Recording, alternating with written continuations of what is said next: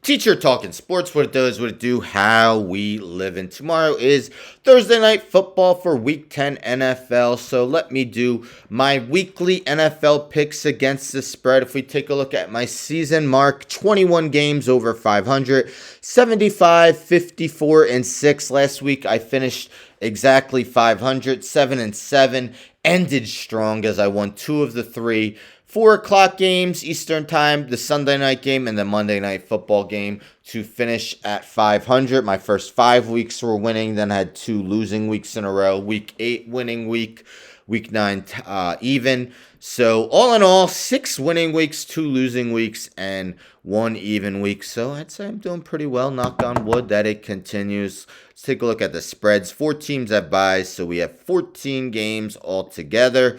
So let's start with the Thursday night game. What a doozy. Oy. 3 combined wins for these teams. Panthers 1, Bears 2. I'm taking the Panthers underdog by 3.5. We found out that Justin Fields has not been cleared to play in the game, so Tyson Bagent, undrafted rookie, will get yet another start.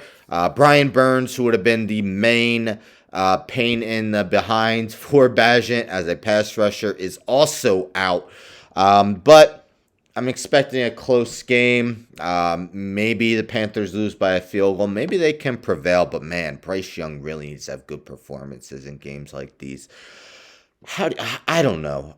I took the Patriots plus 1.5 at home versus the Colts. Why? I don't know. I really don't. Maybe I still kind of believe in Bill Belichick to win games like this, especially at home. I'm not sure why, looking at how the Patriots have performed this season. Colts, I believe, are the only team in the NFL to score at least 20 points in every game. Scoring 20 points for the Patriots is a chore, but I don't know. I guess this is more of a gut that I think the Patriots win this game. Bengals minus 6.5 versus the Texans. The spread was 7 in the morning when I looked, so it went down half a point. I actually took the Bengals in my survivor. I'm still alive. Again, knock on wood. I've won my first 9 weeks.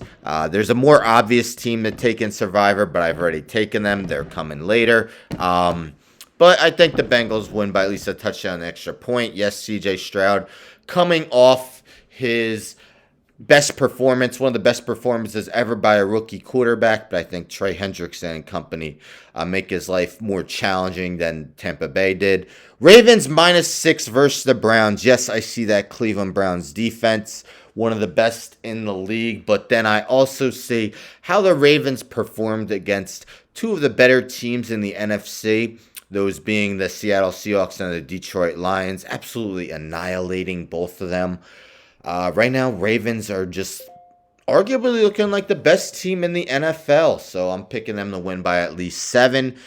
Another tough game. 2 teams coming off byes and went into bye in different directions. The Jaguars have been winning. 49ers, not so much. Started the year 5-0. Have lost 3 in a row. I'm going to go with the home team here and the home underdog. I kind of hope this prevails because in my fantasy league I care about the most, I actually lost my first 3 weeks, won 6 in a row, so now I'm 6-3. Jalen Hurts is my quarterback. Eagles have a bye. My backup, Trevor Lawrence. So 49ers, not an easy defense to go against, but I think he does enough. And Josh Allen, not Josh Allen Bills, Josh Allen Jaguars, finally becoming one of the better pass rushers in the league. Saints plus 2.5 minus 2.5 at the Vikings. Another tough game. Justin Jefferson has been activated his practice window, but he is not expected to play in this game. Meanwhile, the Saints are slowly starting to take control of the NFC South, and if they want to win that division, they really need to win games like this. I know the Vikings have won 4 in a row, but Joshua Dobbs at quarterback, no Justin Jefferson. Saints got to find a way to win. Another game, who knows?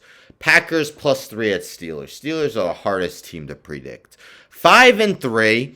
Mike Tomlin always over 500. They're 5-3, despite being outgained in yardage every game this season. Packers haven't looked good of late, but are coming off a win. I'm anticipating a close game. Not an easy one to pick. I never know what to do with the Steelers, let's be honest. So those are games 1 through 7, 8 through 14. Titans -1 at the Bucks. This was actually Titans underdog by 1 this morning. So spread changed by 2 points. But Will Levis, I just believe in him a lot more than Ryan Tannehill right now. And he will be the starter for this game. Buccaneers are floundering, losers of, I believe, 4 straight. Chargers +3 versus Lions. I'm someone who doesn't normally take the Chargers that much. I did last week. They did cover against the New York Jets. So taking them 2 in a row is surprising. And Lions is actually a team I usually take the cover. But Chargers winners of 2 in a row. Lions seem to play a lot better at home as well, as does Jared Goff. Chargers, to stay in the playoff hunt, absolutely need to win this game. Cardinals +1.5 versus the Falcons. Welcome back, Kyler Murray. Will be making his season debut. James Conner is also off IR and should be playing. So the Cardinals got all their offensive weapons. Falcons have offensive weapons, but if you're a fantasy football player and have any of these guys, luckily I don't, you know that they don't utilize them. Arthur Smith, head coach, Drake London, Kyle Pitts, Bijan Robinson, have a lot to be desired. I mean, not that they're not productive, but you feel like they could do oh so much more. I believe this is the biggest spread of the season, and I'm still taking the favorite. And I'm a Giants fan. Cowboys at home, favorite by 16 points versus the Giants. We know Tommy DeVito will be the starting quarterback for the Giants. This is going to be a whitewashing, as it was in week 1, where Dallas destroyed the Giants, even with Daniel Jones at the helm. Again, I said I took the Bengals in Survivor. I took the Cowboys in week 2 against the Jets, so I haven't had them for a while. I had a tough time with this one. Seahawks -6 versus the Commanders.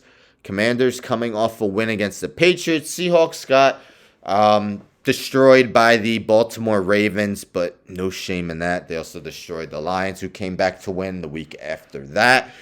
Geno Smith, really, it's been pretty much a full season where he's gone back to being somewhat of an average quarterback, but I think the Seahawks secondary will force Sam Howell into an interception or 2. Sunday Night Football. Raiders +1 versus the Jets. Consider me a believer in Antonio Pierce. Yes, you can't take much into beating my New York Giants as the Raiders did last week. But I just think they're playing with so much more confidence. Their schedule gets harder after this. But man, did Zach Wilson look bad in Monday Night Football. Yes, the defense is still stellar. Defense played great against the Chargers.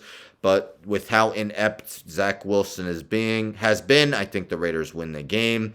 And our Monday Night Football game, I anticipate the Bills to win, but I think the Broncos cover a 7.5-point spread. They've won 2 in a row. They're playing better, including beating the Chiefs. And the Bills, meanwhile, I think it's either 4 or 5 straight games they haven't covered. They absolutely have to win because they still got a few tough games on their schedule. And right now they're on the outside looking in the postseason race. Game they must win. I think they do, but I think the Broncos keep it relatively close, as the Buccaneers and Giants did, 2 lesser opponents the Bills recently faced. But there you have it. Those are my Week 10 picks against the spread. Again, 21 games over 500 thus far on the season. Let's hope that becomes even higher come next week. Let me know in the comments some teams you like, some of your best bets, what you think about my picks. Anyhow, don't forget to subscribe. Tell a friend to tell a friend to tell a friend to subscribe. Like the video, share the video, hit the bell for notifications. I'm out.